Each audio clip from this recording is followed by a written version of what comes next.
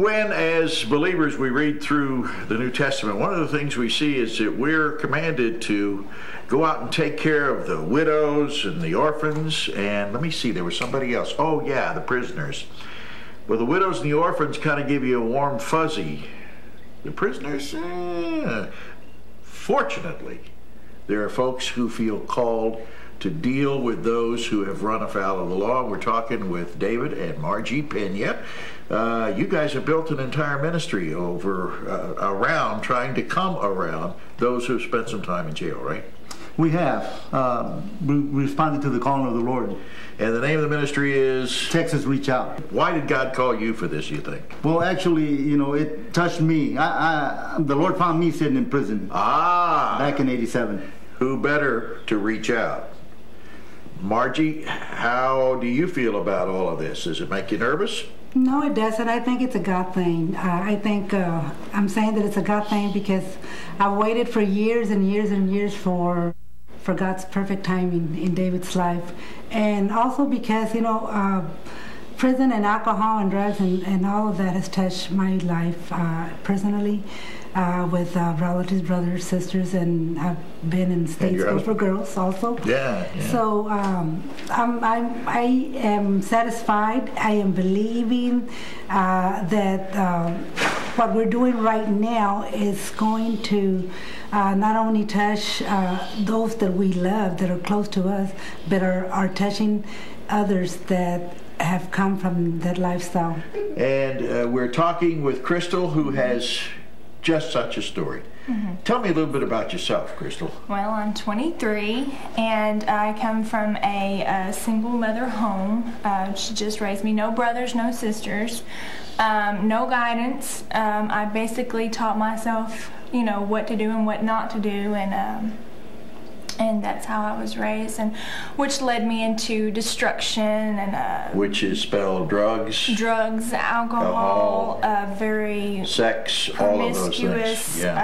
Prostitution. You know, just a lot of self-hate, and I didn't have any love for myself because I didn't feel loved. And but 5 years, you know, and I even lost a baby through all of that. You know, CPS took my baby and had to give her up for adoption because I couldn't take care of her.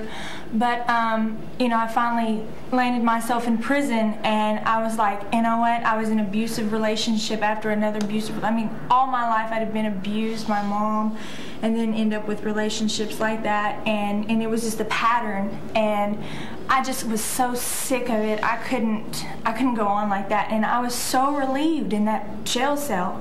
You know, I was like, okay, and so what do I do from here? You know, how do I make it right from here? Okay, Lord, you know, I don't know, you know, how to walk like a Christian, but I just don't want to live that way anymore. I don't want to go back to that anymore. I couldn't take it anymore.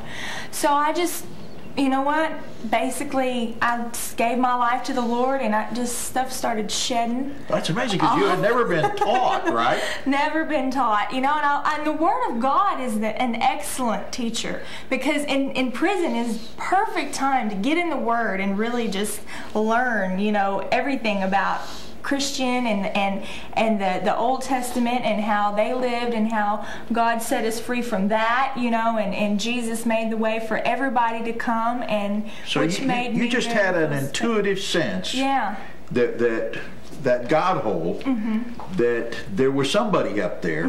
That's it. And you checked out Jesus. I mean, that's basically what it comes down to. And now what? And now, you know, I spent 1.5 years in prison. I came straight here from prison, and I started my life. I started trying to find a job, you know, trying to just, you know, get your stuff together. Transition, and it's not easy, and I still have a lot of things, you know, that. Have you put down the anger towards your mom yet? Oh, most definitely. Me and my mom, God has restored that relationship and given us a love for each other, and I'm still working on my mom and praying for her and for her salvation. That's an amazing story, man. But we love each other. God bless you. All right, so overall, Margie, what do you get out of this? What do I get out of it? It's rewarding. It's rewarding because, you know, I could have been one of those persons. And as a matter of fact, I was when I was a teenager, walking out from state school. Wow. Taking a bus. There, but for the grace of God. For the grace of God. God has a purpose. How about you? What do you get out of this? Certainly not money. The satisfaction of serving the Lord. It's a privilege to serve the Lord and help those that are, in need of help. Well, God bless both of you for taking on a tough job, and I know that the star is on the crown. Isn't that what we talk about? That's it. I think you got quite a few of them stored up, guys. Thank you. Thank you.